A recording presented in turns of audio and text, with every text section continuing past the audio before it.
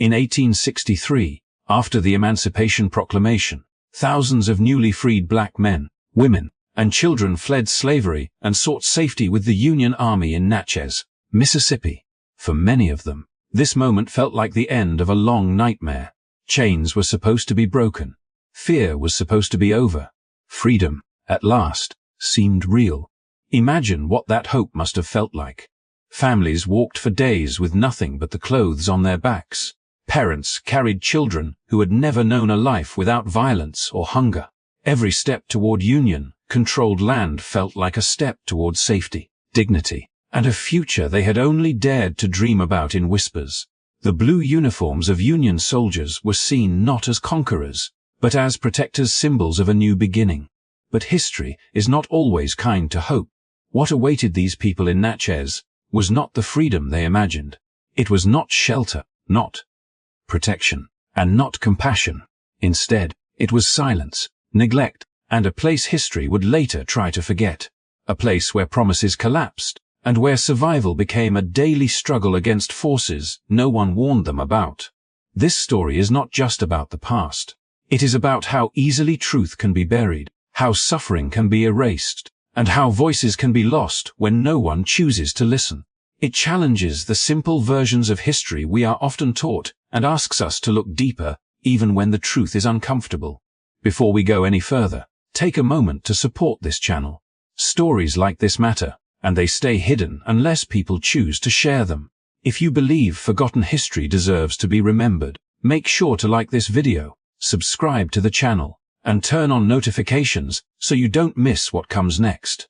Because what happened after freedom was promised is a story the world needs to hear. Instead of protection, Union forces confined these refugees in a natural ravine known as the Devil's Punch Bowl, cutting them off from food, clean water, medical care, and any real path to safety.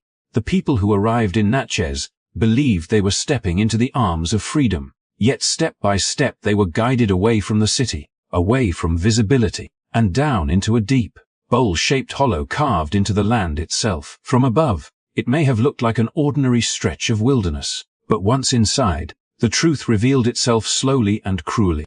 The steep earthen walls rose around them, swallowing sound and light, turning hope into uncertainty before fear fully set in. At first, many did not understand what was happening. They waited, trusting that supplies would arrive, that tents would be raised, that someone would explain the rules of this new life. Mothers tried to reassure their children, fathers told themselves this was temporary, and elders whispered prayers, believing that patience would be rewarded. But the hours passed, then days, and nothing changed. There were no organized shelters, no consistent food distributions, and no doctors. Water came from unsafe sources, and sickness spread quietly, moving through families before anyone realized how serious it was. The ravine was not guarded like a battlefield prison, yet escape was nearly impossible. The steep terrain alone was enough to keep most people inside, and those who tried to leave were quickly turned back. What had been presented as a place of refuge became a place of waiting, and waiting became suffering. Hunger arrived first, dull at the beginning, then constant. People shared what little they had, stretching scraps further than seemed possible, until there was nothing left to stretch. Children grew weaker, and adults carried the weight of guilt for being unable to protect them. As conditions worsened, the meaning of freedom began to blur. The people trapped in the Devil's Punch Bowl had fled one system of control only to find themselves powerless again, dependent on decisions made far above them, by people who rarely looked down into the ravine. The promises that once carried them forward now echoed faintly, almost mockingly. Servicely, against the earthen walls. Freedom, it seemed, had boundaries they had not been warned about. Time moved differently in that place. Days were marked not by progress, but by loss. Illness took those who were already weakened, and exhaustion claimed those who tried to stay strong for others. Families that had survived years of hardship together began to disappear one by one. There were no proper burials, no space for ceremony, only hurried goodbyes and the quiet understanding that survival was becoming a matter of chance rather than effort. What makes this moment in history so difficult to confront is not only the suffering itself, but the indifference surrounding it.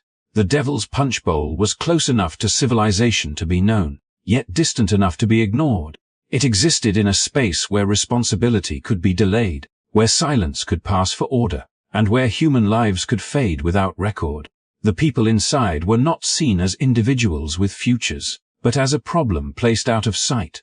This was not the freedom the refugees had imagined when they began their journey.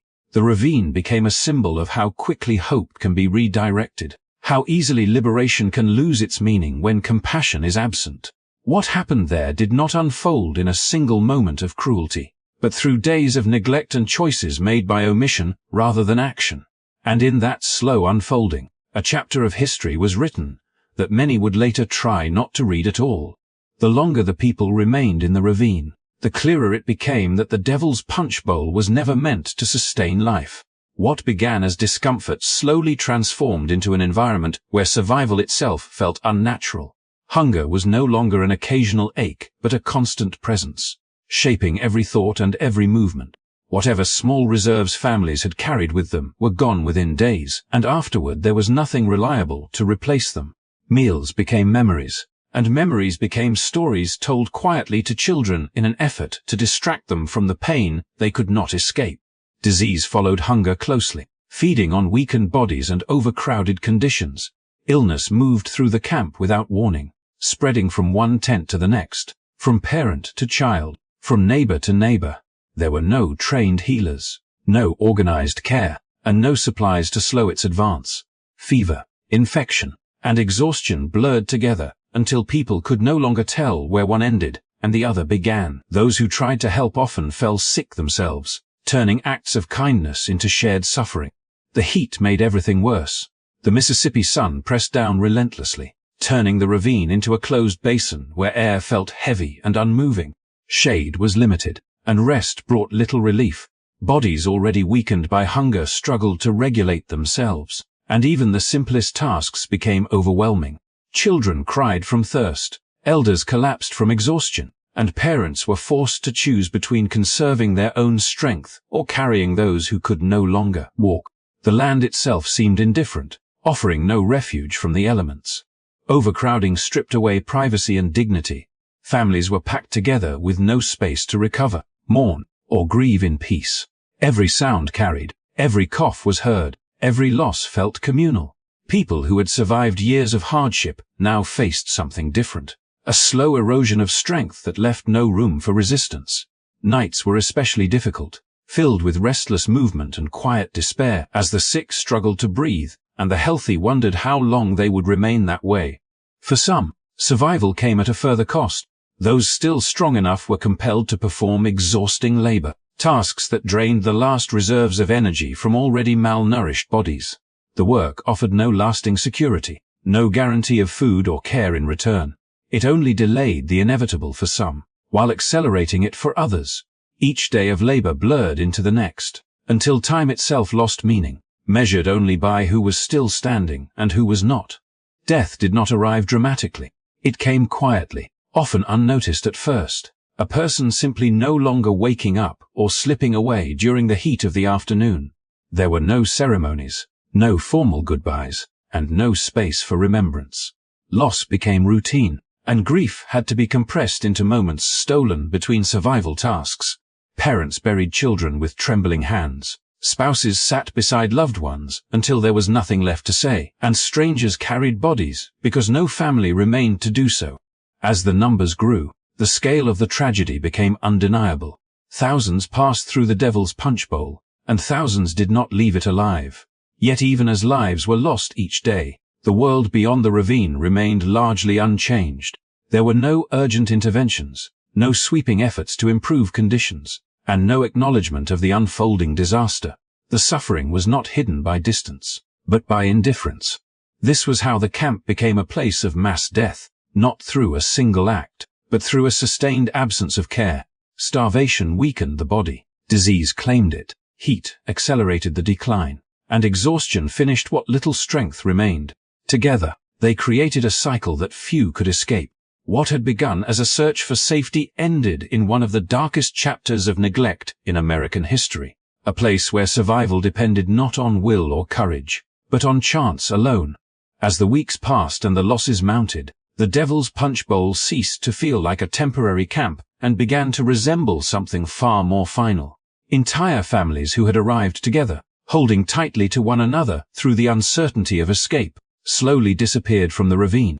A mother would be seen one day sitting beside her children, and the next day her place would be empty. A father who had once stood in line searching for food would no longer rise with the morning. Absence became the most common sight, and silence followed close behind. There was no clear moment. When the living realized they were surrounded by death, it happened gradually, as familiar faces vanished and no one asked where they had gone, because everyone already knew. The space itself began to change. Areas where people once gathered grew quiet, then avoided altogether. The ground bore the weight of what could not be properly acknowledged. With no resources, no organization, and no guidance, the dead were handled as best as possible by those who remained, often with shaking hands and exhausted minds. Burial, when it happened at all, was hurried and shallow. There were no markers, no names recorded, and no certainty that the ground would hold. The earth was uneven and unforgiving, and rain often erased what little effort had been made to honor the dead. In many cases, bodies were simply left where they fell, covered hastily or not at all. As the living were too weak to do more, grief became something internal, carried silently. Because survival demanded every remaining ounce of strength, the Mississippi River, flowing nearby, became an unspoken presence in the story of the Punch Bowl. During periods of flooding, it crept closer, reclaiming parts of the ravine and carrying away what had been left behind. What the river took, it did not return. Evidence disappeared downstream, leaving no trace of who those people were or how they had lived. With each passing season, the land itself absorbed the memory of what had occurred, blending it into the soil and the water. Those who survived long enough to leave carried the weight of what they had seen, but even they struggled to explain it. How could words capture a place where entire families vanished without record, where children were buried without names, and elders were laid to rest without ceremony? The Devil's Punch Bowl did not become a graveyard by design alone, but through accumulation, through neglect repeated so often that death became inevitable. It was not a single moment of loss, but thousands of quiet endings layered one upon another. What made the tragedy especially enduring was the absence of recognition. No markers were placed to indicate where people were buried.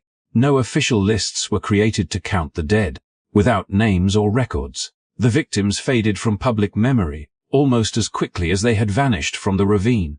History moved forward, leaving behind a place filled with lives that had never been properly acknowledged. Yet the land remained. Over time, vegetation returned, covering the scars with green growth and soft earth.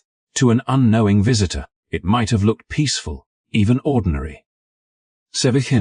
But beneath that surface lay one of the largest unmarked mass graves in American history, holding the remains of people who had once believed freedom was within reach. The quiet of the ravine was not empty. It was heavy, shaped by what had been lost and never reclaimed. This transformation from refuge to graveyard marked the final betrayal of those who had come seeking safety. They were not only denied protection in life, but also denied remembrance in death. Their stories were scattered, carried away by water, buried beneath soil, or lost to time. The Devil's Punch Bowl became a place where history paused and then chose not to look back, leaving the land to hold what the nation would not. And yet, even without markers or monuments, the truth remains embedded in the ground. The absence itself speaks. Entire families perished there, not in secrecy, but in plain sight. And the site stands as a silent witness to what happens when suffering is allowed to pass without acknowledgement. It is a reminder that forgetting does not erase reality, and that some places carry memory not through words, but through the weight of what lies beneath. When the last survivors drifted away from the ravine, and the land began to grow quiet again, the Devil's Punch Bowl did not enter the history books as a place of national reckoning. Instead, it slipped into obscurity, becoming a footnote that was never written, a chapter left intentionally blank. There were no official reports that captured the scale of what had happened, no public accounting of how many lives were lost, and no formal acknowledgement that a humanitarian disaster had unfolded in full view of authority. Silence settled over the site as completely as the soil that covered the dead. In the years that followed, the nation turned its attention to rebuilding and reconciliation, shaping a narrative of progress and reunion that left little room for uncomfortable truths. Stories that challenged that narrative were inconvenient, and so they were set aside.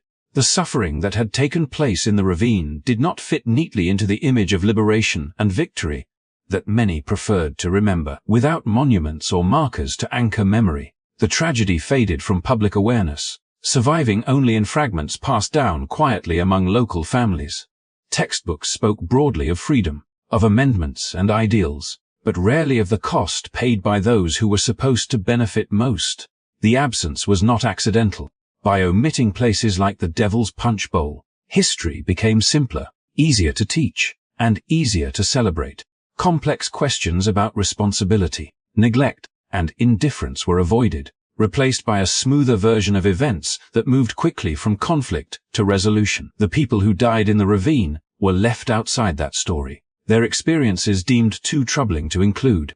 Government records offered little clarity. Numbers were missing, reports incomplete, and correspondence vague. What remained was not enough to reconstruct the full scope of the tragedy, only enough to suggest that something significant had been overlooked. Without official acknowledgement, there was no apology, no investigation, and no effort to publicly honor the victims. The lack of recognition sent a quiet message that their lives and their deaths did not warrant the same attention as others lost during the war. Over time, forgetting became normalized. New generations grew up unaware that the land they passed held such a history beneath its surface. Without signs or memorials to prompt questions, there was nothing to interrupt daily life or invite reflection. The ravine blended into the landscape, its past hidden behind trees and time. What had once been a place of suffering became just another stretch of land, its significance known only to those who actively sought it out. Yet erasure does not mean absence. The truth persisted in less official ways, in stories told by grandparents, in whispered warnings about certain places, and in the uneasy feeling that lingered around the site. These informal memories carried what formal history did not, preserving the knowledge that something terrible had occurred even if the details were blurred. Oral history became the only archive for lives that had never been recorded on paper. The decision not to remember had consequences. Why? Without acknowledgement, there was no space for accountability or understanding. The tragedy remained disconnected from broader discussions about freedom and justice, treated as if it were irrelevant to the nation's development. By excluding it, history lost an opportunity to confront the full reality of its past, and to recognize the gap between ideals and actions. What makes the silence surrounding the Devil's Punch Bowl so striking is not just that it happened, but that it lasted. For decades, the absence of monuments, lessons, or public discussion allowed the tragedy to fade almost completely from collective memory. It was not challenged by plaques or ceremonies, and it was not reinforced by anniversaries or official statements. The erasure was thorough, sustained, and effective. And yet, the land remained, holding what history chose not to. While institutions moved on, the ground did not. Beneath its surface lay the evidence of lives lived and lost, waiting for someone to ask why there was nothing to mark their passing. The lack of recognition became part of the tragedy itself, a final layer of loss added long after the last life had faded. In that way, the Devil's Punch Bowl stands not only as a site of suffering, but as a reminder of how easily silence can become policy, and how forgetting can be mistaken for closure. The Devil's Punch Bowl stands today as more than a forgotten ravine in Mississippi. It is a symbol of betrayal, a quiet witness to the reality that emancipation on paper did not guarantee protection in practice. For the thousands who arrived there believing freedom had finally come, the promise of liberation dissolved into neglect and abandonment. Their suffering reveals a painful truth. Even after the chains of slavery were declared broken, black lives were still treated as expendable, valued less than the ideals used to justify their freedom. This place forces us to confront the gap between words and actions, between moral declarations and lived experience. Emancipation was meant to mark a turning point, a step toward dignity and equality. Yet the Devil's Punch Bowl exposes how easily those ideals were compromised. Liberation became conditional, shaped by prejudice and indifference, and stripped of responsibility once it became inconvenient. What happened? There was not an accident of history, but the result of choices made, and choices avoided, at a moment when care and accountability mattered most. Remembering this story is uncomfortable, and that discomfort is precisely why it matters. It challenges simplified narratives of progress and asks us to look honestly at the cost paid by those who trusted in a promise that was not fully honored. The people who suffered at the Devil's Punch Bowl were not statistics or symbols. They were families, children, parents, and elders who believed that freedom meant safety. Their lives deserve more than silence, and their memory deserves more than a footnote. History does not heal by forgetting. It heals by acknowledging what was broken and understanding how it happened. The Devil's Punch Bowl reminds us that injustice does not always announce itself loudly. Sometimes it unfolds quietly, through neglect, through delay, through the decision to look away. Recognizing this helps us better understand the present, and it gives meaning to the responsibility we carry when we tell these stories today. By listening, by remembering, and by sharing, we refuse to let erasure have the final word. We honor those who were denied dignity by restoring their place in the historical record, not as victims to be pitied, but as human beings whose lives mattered. Their story urges us to remain critical of easy narratives and to question who is left out when history is told too neatly. Thank you for taking the time to listen to this story and to reflect on a chapter of history that has too often been ignored. If you believe that forgotten truths deserve to be remembered and shared, please support this channel by liking this video and subscribing. Your support helps ensure that stories like this continue to be told, not to reopen wounds, but to acknowledge them, learn from them, and move forward with greater understanding and compassion.